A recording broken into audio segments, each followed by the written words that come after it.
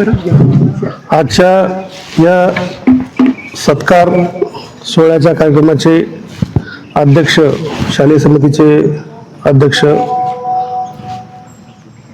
Shri Chandrashekhar Jadhav sir, तसेच या कार्यक्रमासाठी उपस्थित सभापती माननीय चंद्रकांत पाटील सर, तसेच शालेय समितीचे सर्व सदस्य, शाळेचे मुख्याध्यापक पाटील सर, जाधव काका, सुलतानी काका, उत्तम मामा आणि सर्व आमचे जिव्हाळ्याचे आणि प्रेमाचे ग्रामस्थ, आपण हा जो कार्यक्रम 5 वर्षापासून 5 वर्ष घ्यायचा घेत आहोत आणि आपण आमच्या या कार्यक्रमासाठी सहकार्य करतात आणि आम्हाला ह्या कार्यक्रम घेण्याची संधी देतात, त्याबद्दल आपले सर्वांचे, शाळेचे, शालेय समितीचे आणि सर्व गावकऱ्यांचे मनापासून आभार मानतो. मी हायस्कूल पाल या शाळेचा विद्यार्थी मी सुद्धा होतो आणि या शाळेमुळे, जिल्हा परिषद शाळेमुळे पालच्या 4थी पर्यंत शिक्षण घेतलं मी. 5वीला इथं होतो मी. आमचे शाळेचे वाघ सर, पाटील सर, आधाने सर सर्व शिक्षक होते. त्यांनी आम्हाला खूप चांगलं मार्गदर्शन केलं आणि त्यांच्या मार्गदर्शनामुळे, या शाळेमुळे आज मी इथं उभा आहे. मी PI पोलीस निरीक्षक म्हणून आहे. आणि तुम्हाला माहितीसाठी सांगतो मुलांनो, मी यापूर्वी शिक्षक होतो जिल्हा परिषद शाळेमध्ये. तुमच्यासारख्या लहान मुलांना, 1ली ते 4थी मुलांना शिकवलेलं आहे दाभाडीला. आणि त्या शिक्षक पेशामधून मी MPSC थ्रू PSI झालो आणि आज PI आहे. सांगायचा उद्देश एवढाच, तुम्हाला काहीतरी प्रेरणा मिळाली पाहिजे. आमचे वडील आजारपणामुळे गेले. आमच्या वडिलांचं तुम्हाला माहीत नसेल, परंतु जे गावातले ज्येष्ठ नागरिक आहे त्यांना आमच्या वडिलांबद्दल चांगला परिचय आहे. तुमच्या वडिलांना, तुमचे घरचे पालक, आईवडील त्यांना पण विचारून बघा, दगडू बोरसे हे कोण होते किंवा ते काय करत होते ते तुम्हाला सांगतील. ते काही एवढे मोठे व्यक्तिमत्व किंवा काही मोठे हे नव्हते साधू महंत. ते काबाड कष्ट करणारे, मेहनत करणारे एक साधारण मनुष्य होते आमचे वडील. घराचे कामं असतील, विहिरीचे कामं असतील, खूप मेहनत करून त्यांनी आम्हाला शिकवलं. आमच्या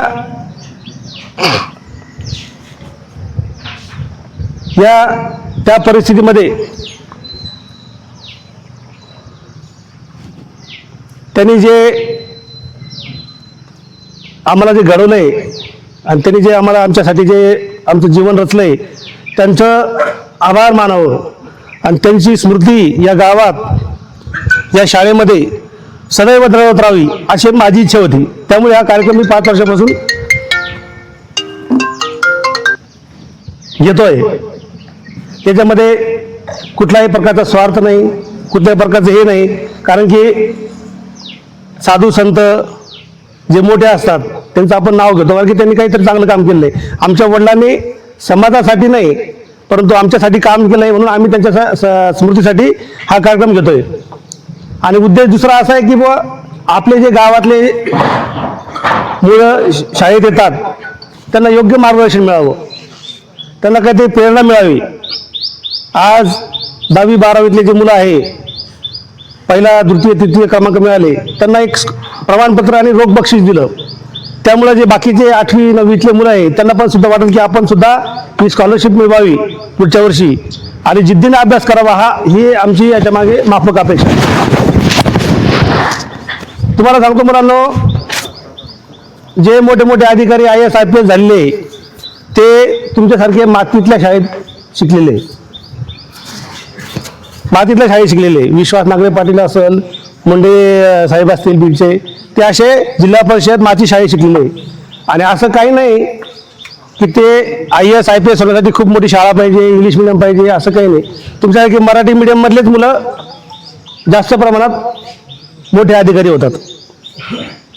त्यामुळे तुम्ही स्वतःला कमी मानू नका किंवा तुम्ही स्वतःला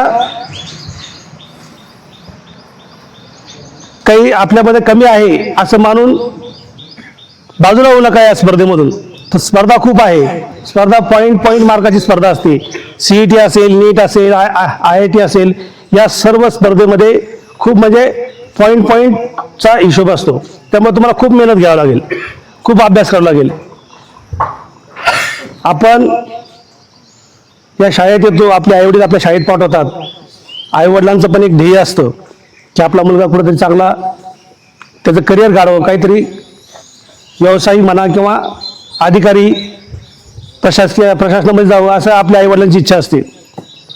त्यामुळं आपण आईवडिलांची इच्छा, आपल्या गुरुजनांची इच्छा, वरिष्ठांची इच्छा याला मान देऊन आपण चांगली मेहनत करावं.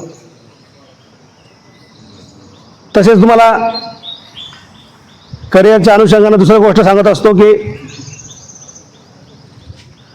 समाजामध्ये आता जसं आमच्या काळामधली शाळा, 90च्या दशकातली शाळा ना आता हे जे दशक चालू आहे याच्यामध्ये खूप फरक झालेला आहे. वातावरण खूप बदललेलं आहे. त्यामुळे तुम्हाला सुद्धा खूप काळजी घ्यावी लागेल, विशेष करून मुलींनी खूप काळजी घ्यायची आहे. कारण की आपल्या आसपास, आपल्या गावामध्ये किंवा आपल्या सभोवताली जे काही व्यक्ती किंवा जे काही वातावरण तुमच्या सोबत असतं त्याची खूप आपण काळजी घ्यायची आहे. कारण की खूप घटना होत आहे. आम्ही पोलीसमध्ये बघत असतो, लहान मुली ज्या असतात, लहान मुलींना ह्या वयामध्ये कळत नसतं, त्यांना काहीतरी याचा आमिष दाखवून किंवा काहीतरी प्रेम असेल किंवा काहीतरी हे ज्या गोष्टी ज्या वयात नाही करायला पाहिजे त्या वयात होतात आणि त्या मुली त्या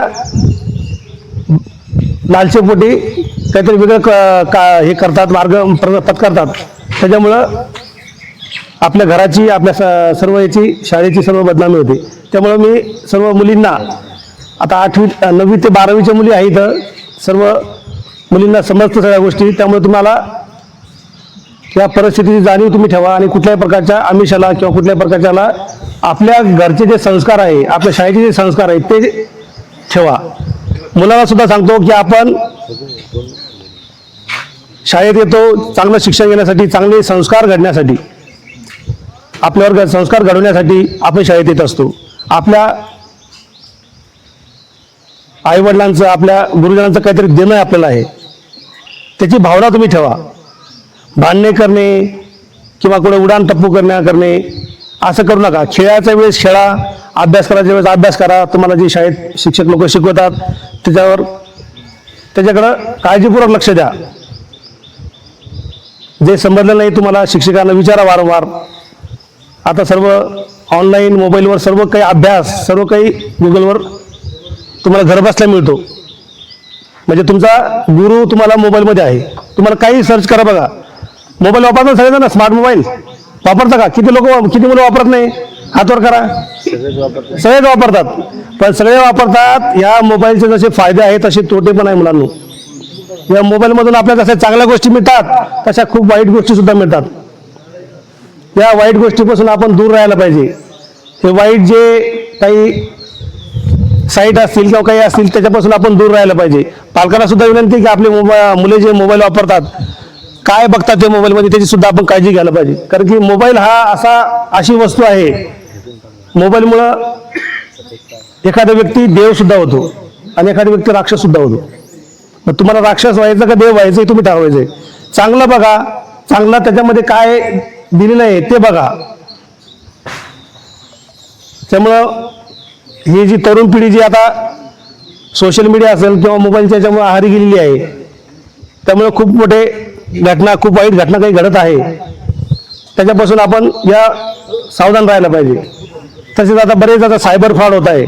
सायबर फ्रॉड होत आहे. तुमच्या वडिलांना, घरच्यांना कोणाला तरी फोन येत आहे की तुमचं अकाउंट असं झालं आहे, तुमचा आधार कार्ड असं करायचं आहे. काही पण फोन येतात तुमच्याकडं, तुमच्या वडिलाकडून, तुमच्या पालकाकडून हे करतात. तुम्ही सगळ्या घरच्यांना सांगायचं आहे, तुमचे नातेवाईक, तुमचे कोणी जे असतील सगळ्यांना सांगायचं आहे की कुठलाही फोन आला तर त्याला कुठलाही OTP किंवा कुठलाही आपली माहिती द्यायची नाही.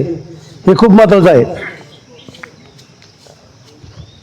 तिसरी महत्त्वाची गोष्ट म्हणजे आपले भाऊ असतील, आईवडील असतील, वडील असतील, काका असतील, यांच्याकडं जाण्यासाठी मोटरसायकल असते. बरोबर आहे का? आहे का सगळ्याकडे? कोणाच्या भावाकडे, वडिलाकडे, काकाकडे मोटरसायकल नाही आहे, कोणी आणखी पण सायकलवर जातं आहे का कोणी असं? हात वर करा. नाही ना कोणी असं? सगळ्यांकडे आहे बघा. आमच्या वेळेस 90च्या दशकामध्ये एखादी गाडी असायची, ती पण ती राजदूत, ते आम्हाला अप्रूप वाटायचं. आम्ही त्या गाडीकडे बघत राहायचो तासन तास. आणि आमच्या वेळेस त्या सायकल भाड्याने मिळायच्या तासाने. त्या तासाने 2 रुपये घंट्याने आम्ही ती सायकल चालवतो आणि दिवसभर ती सायकल फिरवायचो. त्यावेळेस परिस्थिती नव्हती, पण जे प्रेम होतं किंवा जो जिव्हाळा होता खूप मोठा होता. लोकांमध्ये खूप आत्मीयता होती. आज तशी परिस्थिती राहिली नाही. परंतु तुम्हाला सांगायचा उद्देश एवढा की आपण आपल्या पालकांना जे मोटरसायकल चालवतात, कुठेतरी बाहेर चालले, रस्त्यावर हायवेला चालले, तर हेल्मेट घाला म्हणा. कारण की मी 2 वर्ष नगरमध्ये वाहतूक शाखेचं काम केलं. जिल्हा वाहतूक शाखा माझ्याकडे होतं. माझ्याकडे सर्व नगर जिल्ह्यातल्या अपघाताची माहिती आहे. मोटरसायकलवर जे अपघात होतात, 99% अपघातामध्ये हेल्मेट न घातल्यामुळे मृत्यू होतो. आणि ज्या माणसाने हेल्मेट घातलेलं आहे त्या माणसाचा जीव वाचतो. तुम्ही पण हे उदाहरणं बघितले, स्वतः बघितले असेल, वाचले असतील पेपरमध्ये. त्यामुळे ह्या व्यासपीठावर मी सर्वांना, उपस्थित सर्व नागरिक, आपले पालच्या नागरिकांना आणि मुलांना पण विनंती करतो की तुमच्या घरच्यांना सर्वांना सांगा की तुम्ही ठीक आहे गावात चालताय, गावाची स्पीड, गाडीची स्पीड कमी असते तर काही हे का नाही, पण ह्या रोडवर चालले तुम्ही, फुलंब्रीला चालले तर हेल्मेट घालून जा. मला इथं कुठंच हेल्मेट दिसत नाही. पोलीस दंड मारतात. आपल्याला पोलिसाबद्दल खूप हे होतं, चीड येते, शिवाय देतो आपण तुमचे घरचे. परंतु पोलीस हे तुमच्या संरक्षणासाठी असतं तुमच्या घरच्यांचं. तुम्ही आपली जी बॉडी असते, बॉडीमध्ये सगळ्यात महत्वाचा नाजूक अवयव कोणता सांगा बरं? मेंदू आहे, बरोबर आहे का? गुडघा आहे? गुडघा नाही ना. मग मेंदू हा आपला सर्वात नाजूक अवयव आहे. ते संरक्षण करायचं काम आपलं नाही का? आहे की नाही काम? मग आपलं मेंदूचं, आपल्या डोक्याचं संरक्षण करण्याचं काम आपलं आहे. ज्यावेळेस आपण मोटरसायकलवर चालतो, हेल्मेट नसलं, थोडा जरी पडलो आपण, धक्का जरी लागला, खूप मोठी इजा किंवा मृत्यू होण्याची शक्यता असते. त्यामुळं सर्व पालकांना सांगा आपण की हेल्मेट घाला, आपला जीव वाचवा आणि आपल्या कुटुंबाचं संरक्षण करा. तसेच हे जे वय असतं आपलं, तुमचं 8वी 12वीचं वर्ष असतं, हे तुमच्या आयुष्याचं टर्निंग पॉईंट असतो. टर्निंग पॉईंट करतो तुम्हाला, म्हणजे तुमचं आयुष्य कुठं खड्ड्यात जाणार की शिखरावर जाणार हे 12वीचं वर्ष ठरवतं. म्हणजे 8वी ते 12वी, 10वी, 11वी, 12वी एकच वर्षाने असं. तर हे पण आहे की जे मुलं 10वीमध्ये 12वीमध्ये 40% 45% मिळालेले ते डॉक्टर झालेले, MBBS. मग असं नाही म्हणायचं की 40% डॉक्टर होते, मग मी कशाला अभ्यास करू, मी 40%च घेतो डॉक्टर होतो, असं नसतं. कारण की त्यांनी 40% घेतले आणि डॉक्टर झाले, त्याचा अर्थ असा होतो की त्यांनी CETवर लक्ष दिलं, CETचा अभ्यास केला. 12वीच्या परीक्षेचा जास्त अभ्यास नाही केला त्यांनी. त्याच्यामुळे ते CETमध्ये पास झाले आणि डॉक्टर झाले. माझा मित्रच आहे डॉक्टर प्रवीण चाबुकस्वार, त्याला 45% मिळाले 12वीला. तर तो CETमध्ये मराठवाड्यामध्ये फर्स्ट आला. ज्यावेळेस 99 मध्ये पहिली CET सुरू झाली होती, पहिली अगोदर 12वीच्या मार्कावर होती. तुम्हाला माहीत नसेल पण मी सांगतो, डॉक्टर, इंजिनियर हे जे व्यावसायिक अभ्यासक्रम होते ते पहिले अगोदर 12वीच्या मार्कावर व्हायचे. ज्याला जास्त मार्क पडले त्याचा नंबर लागायचा, ज्याला कमी मार्क पडले मग तो BA करायचा, ITI करायचा, अशा प्रकार होते. पण आता 99 पासून परिस्थिती बदलली आहे. नीट असेल, CET असेल, या सर्व परीक्षा सुरू झालेल्या आहे. या परीक्षेमध्ये जे चांगले गुण मिळवतात त्यांनाच या मेडिकलला असेल, इंजिनिअरिंगला असेल ॲडमिशन मिळतं. सांगायचा उद्देश असा आहे की तुम्हाला फक्त पुस्तकी नॉलेजच नको आहे, तुम्हाला जो पुस्तकामध्ये जे दिलेलं आहे गाभा ते तुमच्या डोक्यात गेला पाहिजे, समजलं पाहिजे. संकल्पना काय ती समजली पाहिजे. प्रत्येक विषयामध्ये फक्त पाठांतर करून, प्रश्नोत्तर, धड्याखाली प्रश्नोत्तर पाठ करून, पोपट पंच करून आता उपयोग नाही आहे. आता ही जी दिवस होते पहिले ते दिवस राहिले. आता तुम्हाला जे अभ्यास आहे, तुम्हाला जे त्याच्यामध्ये ज्ञान आहे ते तुमच्या डोक्यात गेलं पाहिजे.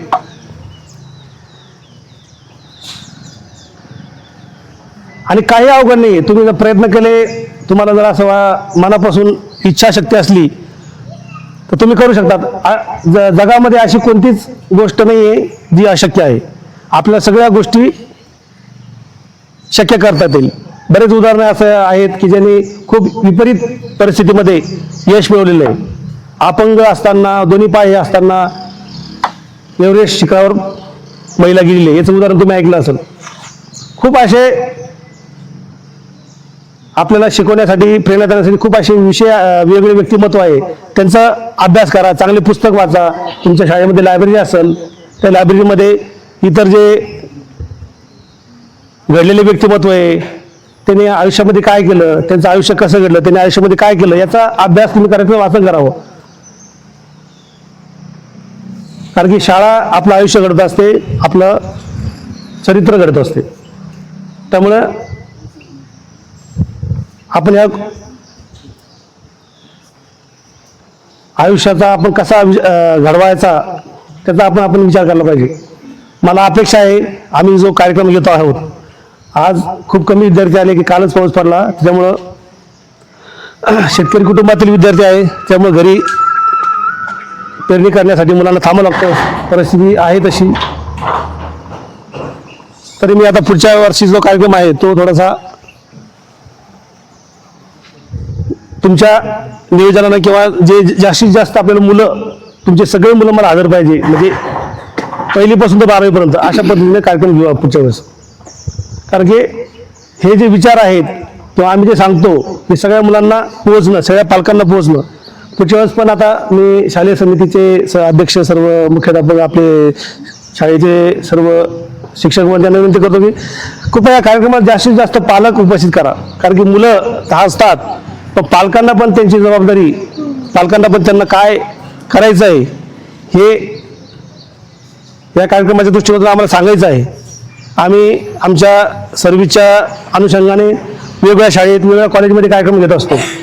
तिथं आमचा एक सर्व्हिसचा एक भाग आहे, लोकांना मार्गदर्शन करणं, मुलांना हे करणं. परंतु माझ्या गावातील सर्व पालकांना, माझ्या गावातील सर्व मुलांना जर मार्गदर्शन जर माझं मिळालं तर हे माझं मी भाग्य समजेन.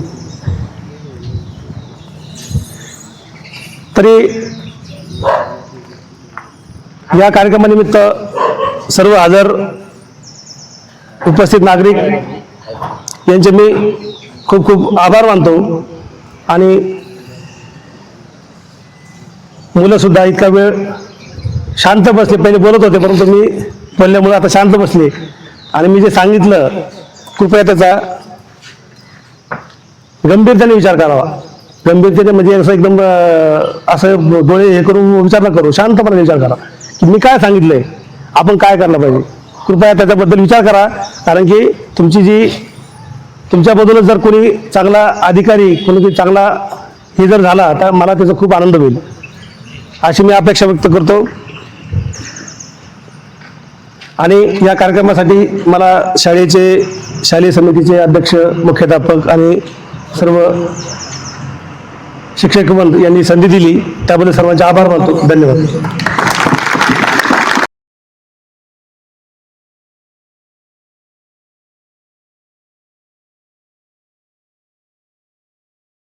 महाराष्ट्राचं आराध्य दैवत छत्रपती शिवाजी महाराज योगायोग आज महाराजांच्या राज्याभिषेकाच्या तिथीनुसार 16 दिन आपण साजरा करत आहोत. त्या 16 दिनाच्या आपल्याला सर्वांना खूप खूप शुभेच्छा. आणि अतिशय चांगला कार्यक्रम या ठिकाणी बोरसे बंधूंनी आयोजित केला, त्याबद्दल त्यांचे मनापासून अभिनंदनही करतो. आणि गावाच्या वतीनं, शाळेच्या वतीनं त्यांचे आभारही मानतो. या चांगल्या कार्यक्रमासाठी उपस्थित असलेले शालेय समितीचे अध्यक्ष चंद्रशेखर जाधव, उपाध्यक्ष कैलास जाधव, माजी चेअरमन ज्येष्ठ जगन्नाथ काका, माजी पंचायत समिती सदस्य सुभाष पाटील सुलताने, कार्यक्रमासाठी उपस्थितलेले सर्वच सारंगधर जाधव, ज्ञानेश्वर जाधव, या ठिकाणी उत्तमराव जाधव, ज्ञानेश्वर जाधव, आणि ज्यांचं बराचसा वाटा याच्यामध्ये आहे, या शाळेचे मुख्याध्यापक पाटील सरांचं प्रथमतः या ठिकाणी स्वागतही करतो की त्यांनी आत्ताच काही दिवसापूर्वी आपल्या शाळेचा पदभार स्वीकारला मुख्याध्यापक म्हणून.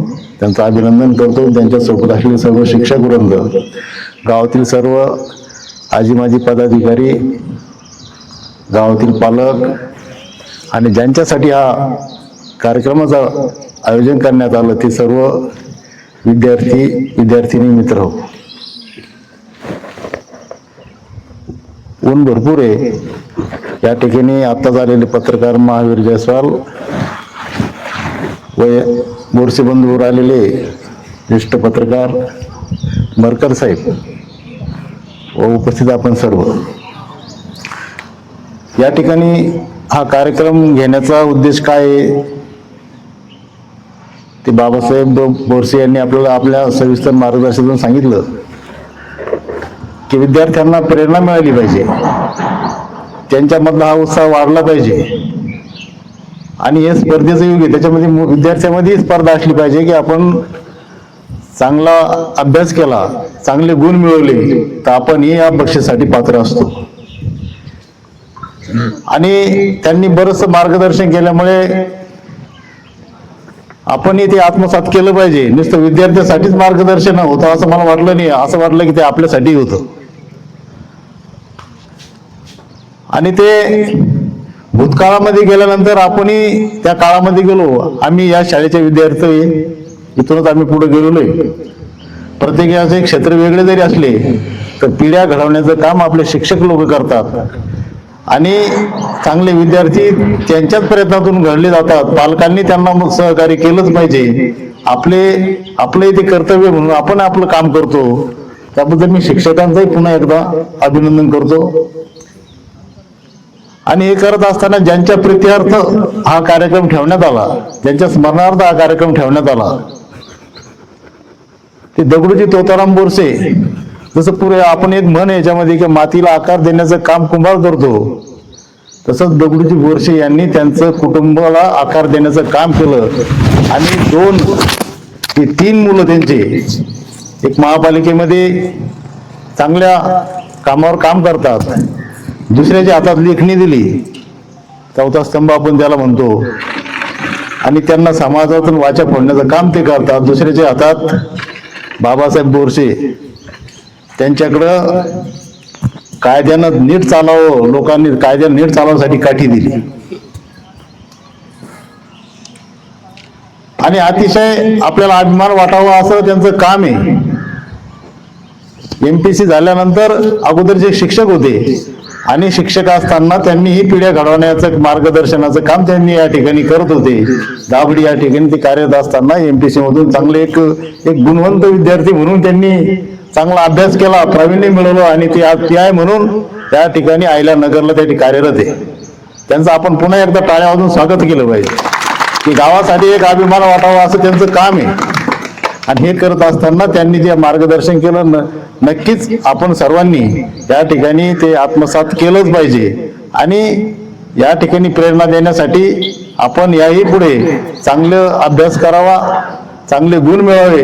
कारण याच शाळेमधून RR पाटलासारखे मोठे या राज्याचे अनेक वर्ष मंत्री, उपमुख्यमंत्री, गृहमंत्री असं काम त्यांनी जे केलं तर तेही जिल्हा परिषदेच्या शाळेमधून गेले होते. विश्वास नागरे पाटील हेही जिल्हा परिषदेच्या शाळेमधूनच पुढे गेलेले. तातेरावजी लहाने याच जिल्हा परिषद शाळेतून पुढे गेलेले.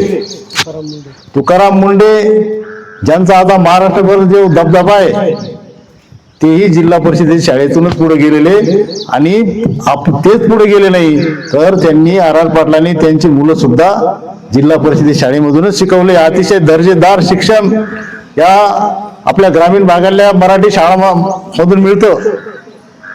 आपण नक्कीच या ठिकाणी त्याचा आत्मसात करू. आणि आपण पुन्हा एकदा मी बोरसे बंधूंचं मनापासून अभिनंदन करतो, तुमचे आभारही मानतो की याही पुढे आपल्याला अशीच प्रेरणा मिळत राहावी. आणि आपण असा जो कार्यक्रम आयोजित करत असाल त्या ठिकाणी आम्ही नक्कीच आपल्या सोबत आहोत. आपल्याला नक्कीच जे काय आमच्याकडून या ठिकाणी आवश्यकता असेल, आवश्यकता म्हणजे फक्त आम्हाला कार्यक्रमाला आवर्जून उपस्थित राहण्यापुरतं आणि आमचाही त्या ठिकाणी सन्मान होतो, त्याबद्दल मी तुमचे पुन्हा एकदा आभार मानतो. आपण सर्व विद्यार्थ्यांना त्यांना चांगले गुण मिळाले आणि त्यांना चांगलं परत एकदा पुढील भविष्यासाठी त्यांना शुभेच्छा देतो आणि त्यांना परत आपण आपल्या करिअरमध्ये चांगली प्रगती करावी अशा शुभेच्छा देतो. या ठिकाणी आमचा मान सन्मान करून आम्हालाही या ठिकाणी बोलवलं त्याबद्दल आपले सर्वांचे, शाळेचे आणि आपले आभार मानतो. परत एकदा सर्वांना शुभेच्छा देतो. थांबतो. धन्यवाद.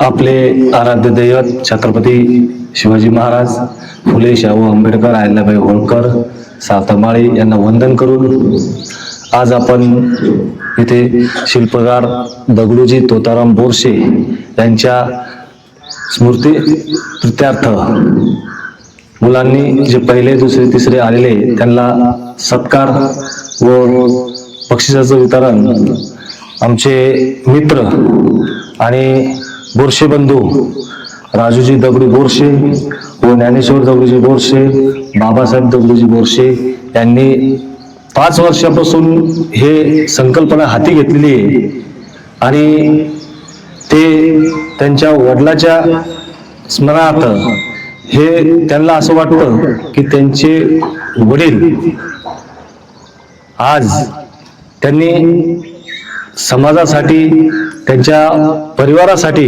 काहीतरी केलं आणि आपलं बी काहीतरी देणं लागतं म्हणून ते न्यू हायस्कूलमध्ये सतत ते दरवर्षी आपल्याला बक्षीस वितरण करत असतात.